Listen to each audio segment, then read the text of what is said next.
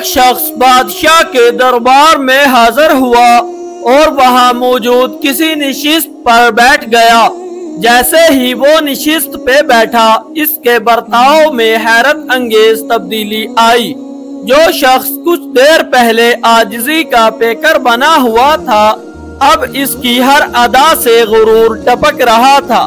پاسے ادب بھی جاتا رہا۔ بادشاہ سلامت سے بھی تو تریخ کر کے بات کرنے لگا۔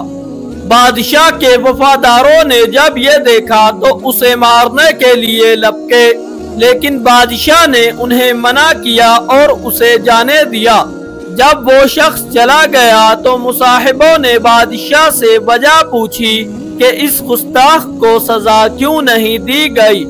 بادشاہ نے کہا، گستاخ ہو جانے اور مغرور ہو جانے میں اس شخص کا قصور نہیں تھا۔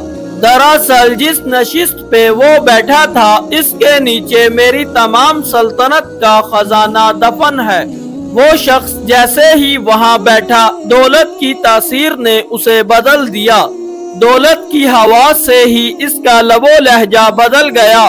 اس میں اس شخص کا قصور نہیں تھا۔ یہ قصہ ہمیں یہ سکھاتا ہے کہ ہم اپنی زندگی میں دولت یا عہدے کو اپنے کردار اور برتاؤ پر حاوی نہ ہونے دیں، کیونکہ یہ عارضی چیزیں ہیں اور اصل عزت و عظمت انسان کے اخلاق اور عاجزی میں ہے۔